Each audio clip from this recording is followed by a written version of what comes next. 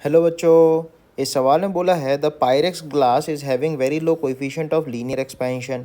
It is also used as a very good transparent heat resistor to as compare to ordinary glass. Explain. तो अपन को पता है कि जब भी हम कोई रेसिस्टेंस या रेसिस्टर बनाते हैं तो उसकी जो रेसिस्टेंस होती है वो होती है रो एल बाई ए. ठीक है.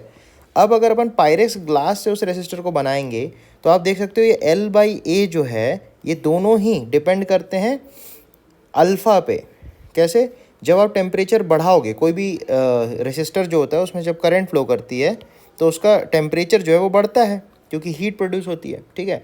अब टेम्परेचर बढ़ने से एल और ए दोनों ही बदलेगा और वो डिपेंड करेगा इनके कोएफिशिएंट ऑफ लीनियर एक्सपेंशन, क्योंकि L equals to L one plus alpha delta T. Whereas area के लिए अपन लिख सकते हैं A one plus two alpha delta T, जहाँ अपन बीटा को टू अल्फ़ा लिख सकते हैं area coefficient of linear expansion.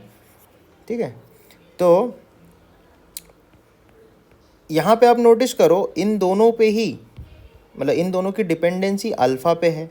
तो अगर इसका अल्फ़ा कम होगा तो ये चीज़ें कम वेरी करेगी और हमको ये प्रॉपर्टी डिजायर्ड होती है किसी भी रेसिस्टर के लिए कि किसी भी टेम्परेचर पे उसका रेसिस्टेंस की जो वैल्यू है वो कांस्टेंट रहे, वो फिक्स्ड रहे.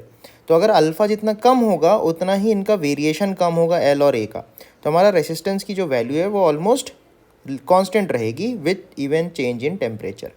तो इसीलिए पायरेक्स ग्लास से जो रेसिस्टर बनते हैं वो ज़्यादा बेटर होते हैं ऑर्डिनरी ग्लास की तुलना में. ठीक है. थैंक यू बच्चों.